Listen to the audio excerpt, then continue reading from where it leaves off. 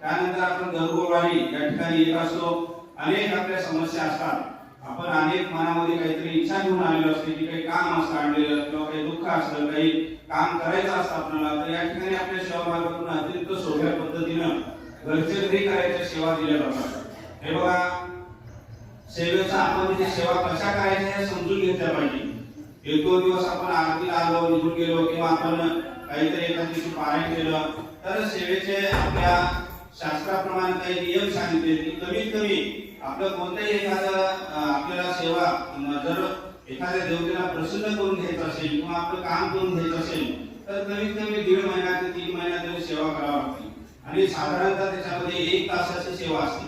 तर त्यामध्ये कोणती सेवा तुम्हाला इथून दिली असेल किंवा तुम्ही संकल्प करून केली असेल, 108 स्वामीचरित्र असतील किंवा 108 दुर्गा सप्तशती पारायण असतील किंवा 7 गुरुचरित्र असतील, ज्यांना लिहिता होत नाही त्यांनी निष्ठा जपाचं जरी सेवा केली तर प्रचंड 100% अनुभूती येते. म्हणजे श्री स्वामी समर्थ जप आपण 100 माळी केला तर साधारणतः 1 तास लागतो.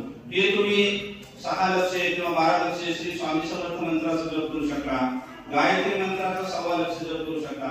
रोज 10 माळी केल्या तर 3 महिन्यात 1.25 लक्ष जप होतो. अशा विविध सेवा आपल्या सेवा मार्गामध्ये सेवेसाठी दिलेल्या असतात. 100% या ठिकाणी अनुभूती येते. म्हणूनच या ठिकाणी गर्दी असते. तर या सेवा आपण काही आपल्याला अडचण असेल तर आपण विविध सेवा करू शकता. सर्वात महत्त्वाचं, काही सेवेकऱ्यांना सेवाच करू वाटत नाही किंवा हातात माल घेतले ते खाली पडते किंवा आळस येतो. तर यासाठी आपल्या मार्गातून काही शुद्धीकरणाच्या सेवा दिल्या. त्याच्यामध्ये सर्वात महत्त्वाचं आहे म्हणजे पंचगव्य स्नान. आपण जर 40 दिवस आपल्याकडे पंचगव्याची पुडी असते, त्याच्यात गायीचे 5 द्रव्य असतात, तर याचं पावडर थोडंसं आपण अंगाला लावून स्नानाच्या वेळेस स्नान केलं 11 वेळेस महाराजांचं जप करून तर 40 दिवसामध्ये प्रचंड एक पॉझिटिव्ह ऊर्जा, एक प्रचंड आत्मविश्वास आणि आपल्या मनातले जे काही नकारात्मक विचार आहेत ते सर्व निघून जातात. माऊलीला असे शब्द सांगतात की एखाद्याच्या मनात आत्महत्येचे जे विचार येत असतील ताबडतोब ते निघून जातात. एवढी ताकद पंचगव्य स्नानामध्ये आहे. आणि 40 दिवस करून नंतर पण आपण शनिवार रविवारी किंवा रोज जरी केलं तर एक प्रचंड आपल्याला आत्मविश्वास ऊर्जा वाटते आणि सेवा करण्याला उत्साह वाटतो. एक प्रकारची मरगळ निघून जाते. त्यामुळे दर शनिवारी रविवारी आपण घरी पण पंचगव्य गोमूत्र पुसलं पाहिजे. घरात पण निगेटिव्ह ऊर्जा असते. आपल्या सर्व फरशा खिडक्या अमावस्याला तरी एकदा आपण पंचगव्य, ज्यांना शक्य नाही त्यांनी अमावस्या किंवा पौर्णिमेला तरी पंचगव्य स्नान. तर पंचगव्याचे खूप चांगले रिझल्ट आहेत. मला एवढंच म्हणायचंय, जर आपल्याला सेवा घडत असेल, आळा दिवस असेल, उदास ठिकाणी वाटत असेल तर सातत्याने लहान मुलांना आपण पंचगव्य स्नान करा. खूप चांगले रिझल्ट आहेत. अशा अनेक सेवा, छोट्या छोट्या सेवा आपल्याला आपल्या मार्गातून दिल्या जातात. आता आपल्याला गीता आपल्या मार्गाचा सर्वात मोठा ग्रंथ आहे म्हणजे आपल्या धर्माचा. तर गीता रोज आपण वाचलं होत नाही तर माऊली सांगतात गीतेचे 18 जरी नाव घेतले रोज, गीता, गंगा, गायत्री, सीता, सत्या, सरस्वती, तर गीता वाचल्याचं पुण्य मिळतं. आणि गीता कशासाठी वाचतात तर चारी पुरुषार्थ साध्य होतात. धर्म, अर्थ, काम आणि मोक्ष 4 पुरुषार्थ साध्य होण्यासाठी गीता वाचायला सांगितली. हे कलीचा मंत्र आहे. सध्या कलियुग आहे. आपण किती जरी सेवेमध्ये असलो किंवा आपण किती दिवसाची जरी साधना करत असलो तर कधी कोणाचा तोल जायचं त्या कलियुगामध्ये सांगता येत नाही. म्हणून आपल्या मनात कधी वाईट विचार येतील, कोणाचं वाईट होण्याची आपल्या मनात कधी वाईट विचार येतील किंवा लोभ वाटतो, मोह वाटतो, अहंकार वाटतो, हे जे 6 शत्रू आहेत आपल्या शरीरात आहेत, तर याला कधी कधी पकडू शकतो. कलीचं लक्षणच आहे की साधा चांगला माणूस पण वाम मार्गाला जाऊ शकतो. त्यासाठी आपल्या सेवा मार्गातून एक कलिबल नाशक मंत्र सांगितलेले. त्याच्यात 4 नाव आहेत. एक नागाचं आहे, कर्कोटक नाग, त्याच्यानंतर राजा ऋतुपर्ण आणि नल दमयंती. हे 4 नाव जर आपण प्रातस्मरी घेतले, कर्कोटक नागाचे राजा ऋतुपर्ण महाराज केले आणि नल दमयंती, हे जर 4 नाव घेतले तर आपल्याला कलीचा त्रास होत नाही त्या दिवशी. तुम्हाला सर्वांना माहिती आहे की कली नल राजाच्या पायातून उचला होता आणि सर्व संपूर्ण त्याचं जीवन उद्ध्वस्त झालं. तर कलीचा त्रास होऊ नये म्हणून हे 4 प्रातस्मरणी नाव घेतले. कलिमल नाशक, राजा ऋतुपर्ण, राजा, कर्कोटक नाग आणि नल दमयंती. तर आपल्याला कलीचा त्रास होत नाही. अशा छोट्या छोट्या सेवा आपल्याला या मार्गातून सांगितल्या जातात. म्हणून आपण खूप भाग्यवान आहोत. अतिशय शास्त्रशुद्ध पद्धतीनं या सेवा मार्गातून कोणत्या देवाची किती दिवस सेवा करायची, आता कोणी मारुतीचा भक्त असेल तर मारुतीची कोणती सेवा करायची, लांबूलास्त्र जर आपण 3 वेळेस जर 21 दिवस वाचलं तर कसल्याही आपल्या समस्येतून मार्ग निघतो. लांबूलास्त्र मारुतीचं अस्त्र आहे, आपल्या निदेश केलेलं आहे. 21 दिवस जर आपण वाचलं तर 100% त्याच्यातून आपल्याला मार्ग निघतो. अशा अनेक सेवा आपल्याला या सेवा मार्गातून दिल्या जातात. आणि आपल्याला जर काही अडचण असेल तर आपण विचारलं पाहिजे सेवा कोणत्या करायचं. तर अनेक आपल्या विभागामधून 18 विभाग आपल्या माऊलींनी निर्माण केले. लहान मुलांसाठी सेवा आहे, लहान मुलं किरकिर करत असेल, अभ्यास करत नसतील, त्यांच्या काही आरोग्याच्या समस्या असतील, याच्यासाठी सर्व प्रकारच्या सेवा. साधं रामरक्षा जर रोज मुलांनी म्हटली किंवा आईनं मुलाच्या डोक्यावर ठेवून हात ठेवून रामरक्षा म्हटली तर ते मुलं कधीच आजारी पडत नाही, कधी त्यांना कधी कोणता त्रास होत नाही. एवढी ताकद रामरक्षेमध्ये. मारुती स्तोत्र वाचलं तर मुलं नम्र होतात, आई वडिलांचं ऐकतात.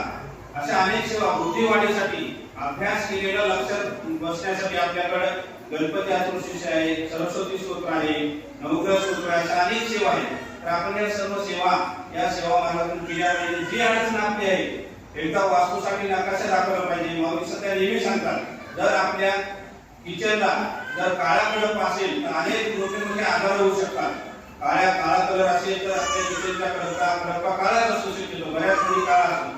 तर कॅन्सर, हृदयविकार असे अनेक आजार होऊ शकतात. तर त्याला साधा आपण पिवळा किंवा पांढरा आयपेट मारला तर तो दोष निघून जातो. आणखी एक वास्तुशास्त्रामध्ये सांगायचं की आपली ईशान्य दिशा जर जड असेल, बऱ्याच ठिकाणी ईशान्य दिशा पायऱ्या असल्या तर 100% त्या घरी अटॅक येतो. अटॅक 100% येणार ईशान्येला जर पायऱ्या असतील तर ईशान्य जर जड असेल, तिथं कपाट असेल किंवा पुस्तकं भरपूर असतात, शक्यतो ईशान्य देवघराची जागा असेल. परंतु तिथं घाण असेल, संडास बाथरूम असेल तर अनेक प्रकारचे आजार दोष लागतात. म्हणून साधं वास्तुशास्त्र आपण समजून घेतलं पाहिजे.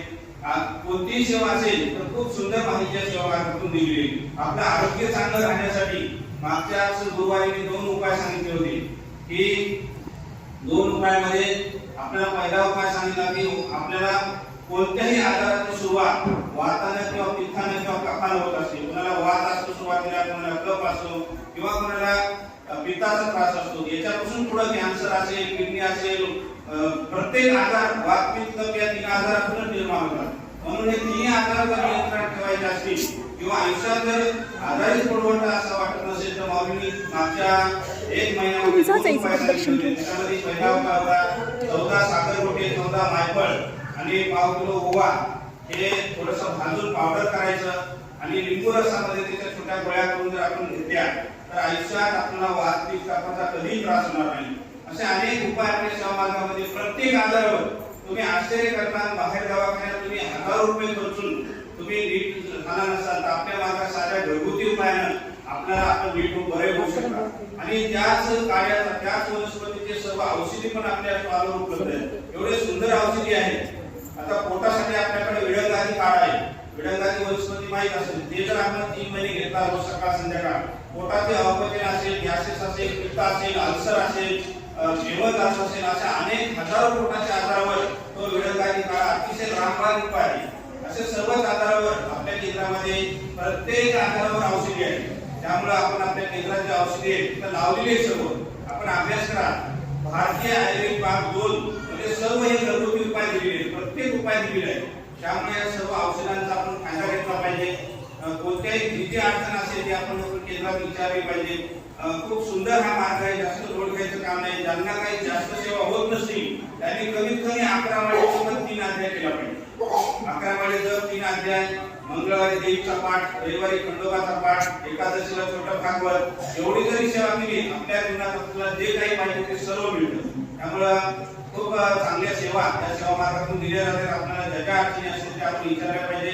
झालेली सेवा श्री स्वामी समर्थ महाराजांच्या रुजू ज्यांना पिठापूरला जायचंय, आपल्याला अनेक संकटांना सामोरे जावं लागणार असा कालावधी या वर्षात आहे. त्यामुळे वेगवेगळ्या प्रकारच्या राष्ट्रीय सेवा जे की आपल्या देशासाठी, समाजासाठी, जगासाठी कामी पडतील अशा विशेष सेवा आपल्या सेवा मार्गातून चालू आहे. महाकाल उज्जैन या ठिकाणी सेवा झाली, आताच महाकाली संभाजीनगर सेवा झाली. तर अशा विशेष उपक्रम हे या संकटाची तीव्रता कमी होईल हा उद्देश या सेवा मार्गात या सेवेचा आहे. त्यामुळे आपल्याला जिथं शक्य असेल तिथं आपण या सेवेला जाऊ शकता.